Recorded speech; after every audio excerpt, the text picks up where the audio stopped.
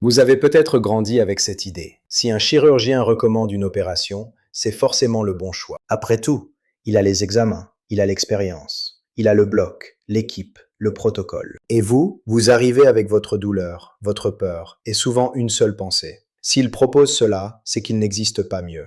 Eh bien, cette idée est fausse. Pas toujours, bien sûr, mais assez souvent pour mériter une vraie conversation. Et aujourd'hui, je vais vous montrer pourquoi une opération techniquement réussie peut, chez une personne de plus de 60 ans, ouvrir une période de souffrance, de confusion ou de perte d'autonomie que personne n'avait vraiment expliqué. Le plus troublant, ce n'est pas la qualité du geste, c'est le prix que le corps paie après.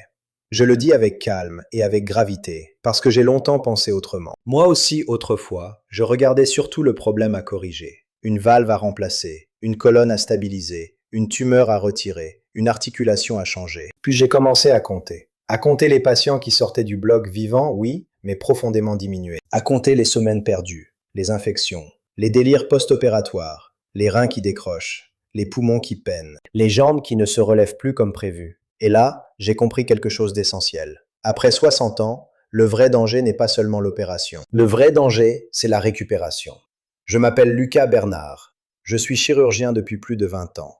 Et si vous êtes concerné par une intervention, pour vous ou pour un proche, restez jusqu'au bout. Parce qu'à la fin, je vais vous donner 4 questions très simples. 4 questions qui changent complètement une consultation chirurgicale. Et surtout, la quatrième est celle que beaucoup de patients n'osent jamais poser. Pourtant, c'est souvent la plus révélatrice. Avant d'aller plus loin, je veux être juste.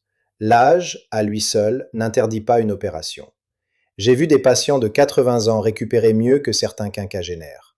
Le vrai mot en médecine n'est pas âge. Le vrai mot, c'est fragilité. La fragilité, ce n'est pas une impression vague. C'est un état où les réserves du corps diminuent. Moins de masse musculaire, moins de marge cardiaque, moins de capacité respiratoire, moins de résistance au stress. En clair, le corps a moins de carburant de secours. Et une opération, même bien conduite, demande énormément de carburant. Imaginez 2 voitures. L'une sort du garage, l'autre a roulé des centaines de milliers de kilomètres. Vous imposez à ces 2 voitures la même montée, le même freinage, la même chaleur, la même charge. Obtiendrez-vous la même réponse? Bien sûr que non. Eh bien, le corps humain fonctionne un peu ainsi. Pendant des décennies, on a parfois parlé du corps de 70 ans comme de celui de 40. Pas par malveillance, plutôt par habitude. Mais l'habitude en médecine peut coûter cher. Et c'est là que beaucoup se trompent. On pense que la question principale est celle-ci. Est-ce que je vais survivre à l'opération? En réalité, la bonne question est plus vaste. Est-ce que je vais retrouver une vie acceptable après l'opération? Ce sont 2 questions différentes, très différentes. Vous pouvez sortir du bloc, puis perdre votre autonomie pendant des mois. Vous pouvez avoir une image parfaite au scanner, puis ne plus retrouver votre souffle, votre équilibre ou votre mémoire immédiate. Et ça, on l'explique encore trop peu. Alors voyons ensemble 5 situations où le risque caché augmente fortement après 60 ans. Pas pour vous effrayer, non. Pour vous aider à décider avec lucidité. Commençons par le cœur. Quand on parle de chirurgie cardiaque, beaucoup de patients entendent surtout un mot, sauver. Et c'est vrai, dans certains cas, une opération cardiaque sauve réellement des vies. Mais chez un patient affaibli, une chirurgie à cœur ouvert peut aussi déclencher une cascade extrêmement lourde. Prenons l'exemple du pontage coronarien. Le principe est clair. Les artères du cœur sont rétrécies, on crée un nouveau passage pour rétablir un meilleur flux sanguin. Chez le bon patient, au bon moment, cela peut être remarquable. Mais le public entend rarement l'autre partie de l'histoire. Pour réaliser cette intervention, il faut un stress physiologique immense. Le cœur est manipulé, la circulation est assistée, l'inflammation monte, la coagulation change. Le cerveau, les reins, les poumons, tout le monde encaisse le choc. Chez un patient de 60 ans en bonne forme, cela peut rester supportable. Chez un patient de 78 ans, avec une fonction rénale fragile et un diabète ancien, c'est une autre équation. Et vous savez ce qui me préoccupe le plus? Ce n'est pas seulement la survie immédiate, c'est le brouillard qui suit parfois. Confusion, grande fatigue, perte d'appétit, rééducation interminable, retour à domicile repoussé semaine après semaine. J'ai vu des familles soulagées le premier jour, puis désemparées le 10e, parce qu'elles pensaient avoir franchi le pire, alors que le plus dur commençait. Cela veut-il dire qu'il faut refuser ce type d'opération? Non, certainement pas. Cela veut dire qu'il faut demander s'il existe une option moins invasive. Dans certains cas, par exemple, Les approches par cathéter peuvent réduire la violence du parcours. Pas pour tout le monde, pas pour toutes les pathologies, mais la question doit être posée. Et si vous avez déjà connu une chirurgie cardiaque dans votre entourage, dites-moi en commentaire ce qui a été le plus difficile. L'opération elle-même ou l'après? Cette réponse, croyez-moi, aide beaucoup d'autres familles à se préparer. Et voici le piège. Beaucoup de gens évaluent une opération avec une seule image, le jour du bloc. Or, la vraie histoire, c'est souvent le mois suivant, voire les 3 mois suivants. Passons maintenant au dos. Ah, le dos. S'il existe une douleur qui use la patience, c'est bien celle-là. Après 60 ans, il est très fréquent d'avoir des images impressionnantes à l'IRM. Disque usé, canal étroit, arthrose, déformation, compression. Et à partir de là, un raccourci se glisse parfois dans l'esprit. Image sévère, donc chirurgie sévère. C'est là qu'il faut ralentir, parce que l'imagerie ne raconte pas toute la douleur. Et surtout, elle ne prédit pas toujours le bénéfice réel d'une intervention lourde. Je pense ici aux arthrodèses étendues, au montage avec matériel, aux corrections agressives de la colonne. Il existe des situations où ces gestes sont nécessaires. Si une personne perd la force d'une jambe, si la marche s'effondre, si certains signes neurologiques apparaissent, le contexte change. Mais pour une douleur chronique, stable, ancienne, sans urgence neurologique claire, la prudence est souvent votre meilleur allié. Pourquoi? Parce que ces opérations sont longues, parce qu'elles saignent davantage, parce qu'elles demandent une anesthésie plus lourde, parce qu'elles exposent à l'infection, à la phlébite, au syndrome confusionnel, à la perte musculaire et parfois à une déception immense. Oui, une déception. Car il arrive qu'un patient accepte une chirurgie en imaginant la fin de la douleur et découvre, des mois plus tard, une douleur différente, une mobilité réduite ou une fatigue qu'il n'avait pas anticipée. Le mythe ici est dangereux. Le mythe dit « si on fixe le dos, on règle le problème ». La réalité est plus nuancée. Parfois, on stabilise une structure, sans restaurer la vie espérée. Et là encore, il existe souvent un espace entre ne rien faire et opérer lourdement. Rééducation ciblée, infiltration bien indiquée, renforcement progressif, travail de l'équilibre, perte pondérale quand elle est possible. Révision des traitements antalgiques. Ce n'est pas spectaculaire, mais en médecine, ce qui n'est pas spectaculaire peut être très puissant. Un de mes confrères, neurochirurgien, disait souvent une phrase très juste. La meilleure opération est parfois celle qu'on évite au bon moment. C'est une phrase inconfortable, mais elle mérite d'être entendue. Et j'aimerais vous poser une question simple. Quand vous consultez pour votre dos, cherchez-vous surtout une image rassurante ou un résultat fonctionnel réel? Parce que ce ne sont pas toujours les mêmes chemins. Et dans un instant, je vais vous montrer un domaine encore plus délicat. Là où le mot cancer pousse souvent tout le monde à vouloir agir vite, parfois trop vite. Quand le mot cancer apparaît, le cerveau se contracte. C'est humain. On veut enlever, couper, sortir la menace, le plus vite possible. Et pourtant, chez une personne âgée, l'objectif n'est pas seulement d'enlever une tumeur. L'objectif, c'est de préserver une vie qui reste vivable. Cette nuance change tout. Prenons une grande chirurgie digestive en cancérologie. Certaines interventions durent des heures, beaucoup d'heures. Elles mobilisent l'abdomen, la circulation, la respiration, le métabolisme, la nutrition. Elles fragilisent tout l'édifice. Techniquement, l'opération peut être impeccable. La lésion est retirée, les marges sont propres, le compte-rendu est excellent. Et pourtant, le patient ne retrouve jamais vraiment son niveau d'avant. Il perd du poids, il perd sa force, il fait une complication infectieuse, il supporte mal l'alimentation, il enchaîne les réhospitalisations. Vous voyez le paradoxe? On a parfois gagné contre la maladie sur le papier, mais perdu contre l'épuisement du corps. Je vais être très clair ici. Je ne dis pas qu'il ne faut pas opérer un cancer après 70 ou 80 ans. Je dis qu'il faut poser une question très mûre. Que cherche-t-on exactement? Plus de temps? Plus de confort? Une chance raisonnable de contrôle? Ou une bataille dont le prix dépasse le bénéfice probable? Cette question n'est pas froide, elle est profondément humaine. Et elle demande du courage. Parce qu'on a souvent l'impression que choisir une stratégie plus mesurée, c'est abandonner. Alors que parfois, c'est exactement l'inverse. C'est choisir la lucidité, c'est choisir la proportion. C'est choisir une médecine adaptée à la personne, pas seulement à la maladie. Dans certains contextes, une surveillance rapprochée, un traitement ciblé ou une approche moins agressive peuvent offrir un équilibre plus acceptable. Pas toujours, mais parfois oui. Et si un jour vous ou un proche êtes confronté à cela, retenez cette phrase. Le bon traitement n'est pas forcément le plus lourd. Le bon traitement est celui dont le bénéfice reste crédible pour votre corps. Si vous avez déjà vécu ce type de décision dans votre famille, écrivez simplement un mot en commentaire. Difficile, juste ce mot. Beaucoup de gens se sentiront moins seuls en le lisant. Passons maintenant à une opération que beaucoup décrivent comme miraculeuse. La prothèse de hanche, la prothèse de genou. Et il faut reconnaître une chose. Ces interventions peuvent transformer une vie. Reprendre la marche, dormir sans douleur, sortir de chez soi, revoir des amis, monter quelques marches sans grimacer. Oui, c'est parfois magnifique. Mais voilà le problème. Parce que c'est une chirurgie fréquente, on la croit automatiquement simple. Elle est courante, elle n'est pas anodine. Chez une personne de plus de 75 ans, avec diabète, excès de poids, insuffisance cardiaque ou essoufflement important, les risques changent nettement. Risque infectieux, risque thrombotique, récupération ralentie, désadaptation musculaire, perte de confiance dans la marche. Et surtout, un mot mérite toute votre attention. Préhabilitation.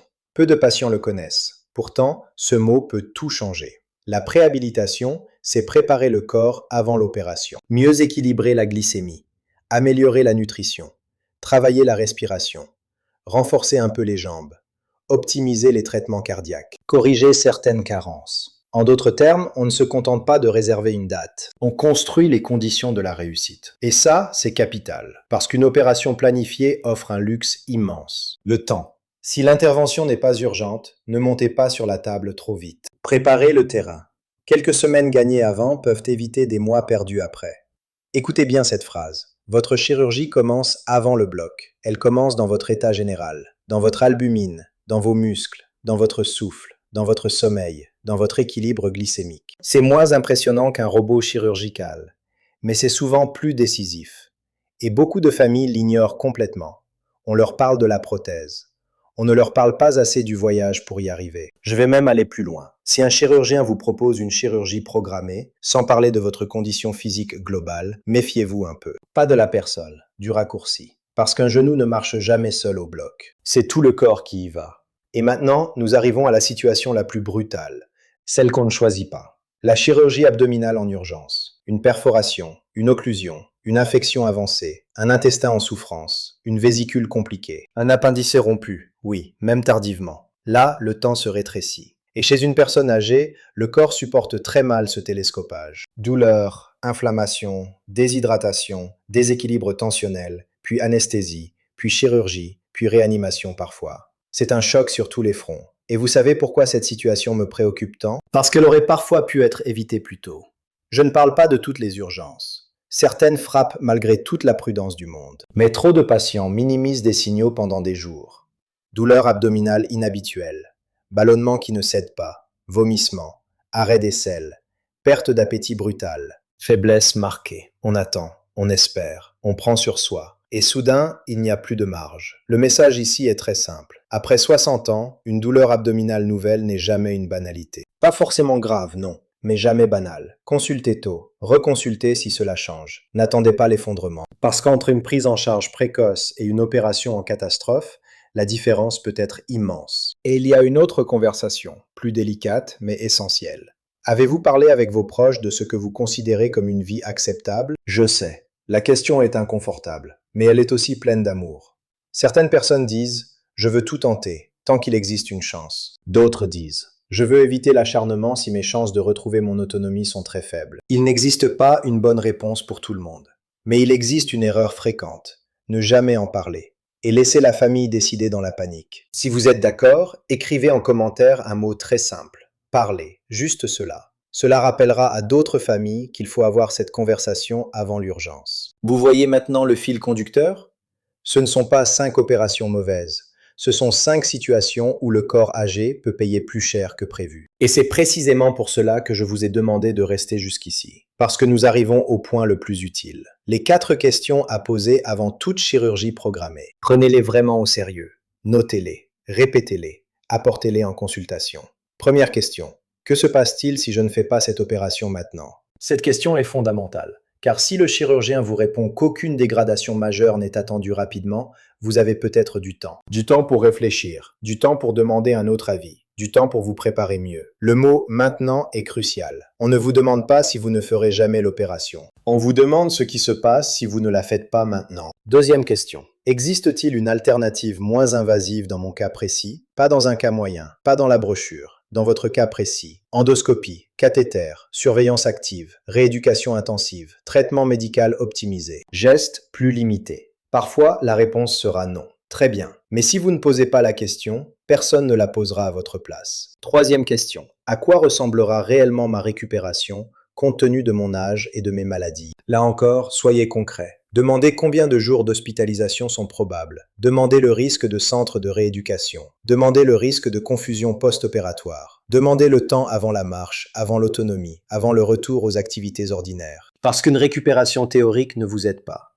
Vous avez besoin d'un scénario réaliste. Et enfin, la quatrième question, celle que beaucoup n'osent jamais poser. Quel est votre taux personnel de complications chez des patients qui me ressemblent? Écoutez-moi bien.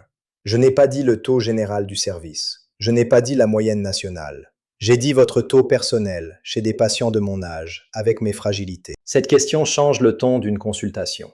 Un médecin honnête comprend immédiatement ce que vous cherchez. Pas une promesse, une estimation sincère.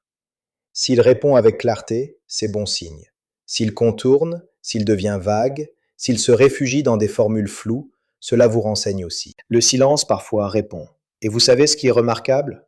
Quand un patient pose ces 4 questions, il reprend sa place. Il cesse d'être transporté par le système.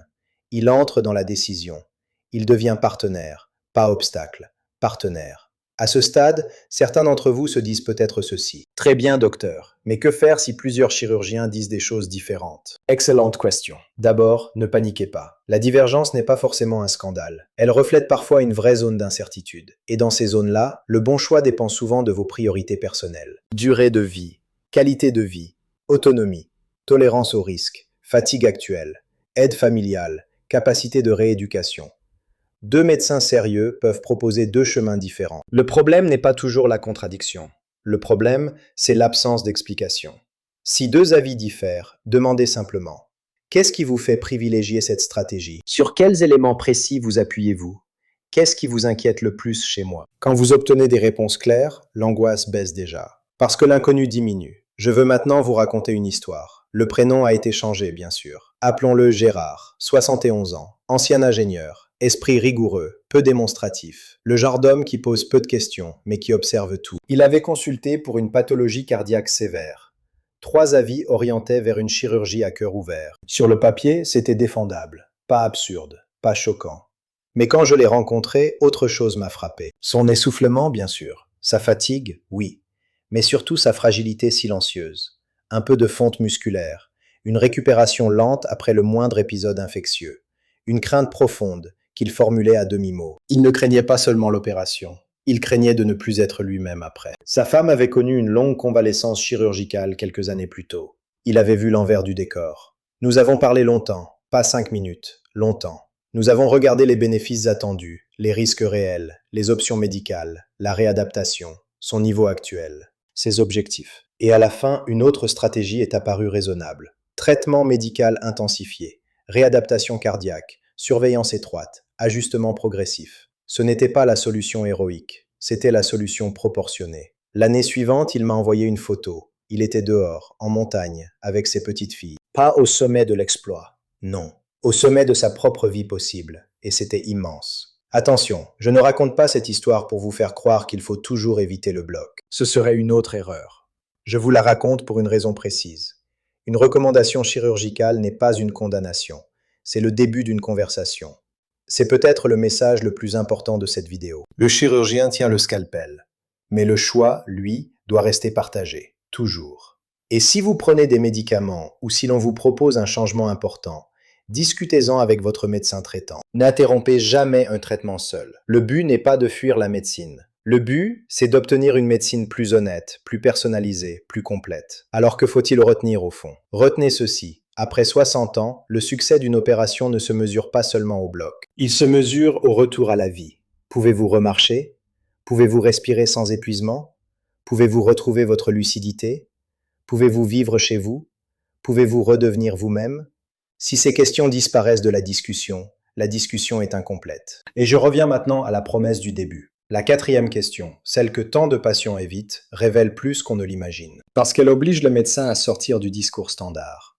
Elle l'oblige à vous regarder, vous, votre âge réel, votre terrain, vos fragilités, vos chances, vos limites. Et c'est exactement ce que vous voulez. Pas une vérité générale, votre vérité clinique. Si cette vidéo vous a été utile, partagez-la avec une personne de votre entourage. Un frère, une sœur, un conjoint, un ami. Quelqu'un qui croit encore qu'une signature suffit pour comprendre une opération. Parfois, transmettre une information au bon moment, c'est déjà protégé. Et dites-moi en commentaire ceci. Quelles questions poseriez-vous avant une chirurgie? Écrivez-la avec vos mots. Je lis ces commentaires. Et ils servent souvent de point de départ à d'autres vidéos. Si vous souhaitez, je pourrais aussi faire une suite très concrète. Comment reconnaître un chirurgien pédagogue?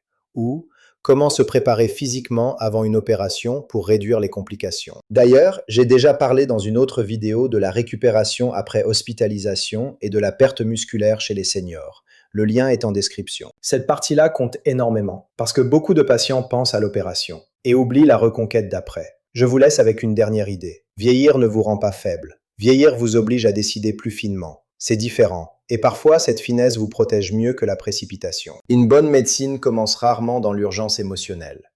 Elle commence dans une conversation calme, précise, sans orgueil, sans pression. Prenez le temps de poser les bonnes questions. Prenez le temps d'obtenir des réponses compréhensibles. Prenez le temps aussi de demander un deuxième avis si quelque chose vous semble flou. Ce temps n'est pas une perte. C'est souvent votre meilleure assurance. Merci de votre attention. Et surtout, prenez soin de votre capacité à choisir. C'est l'une des formes les plus concrètes de la santé. À très bientôt.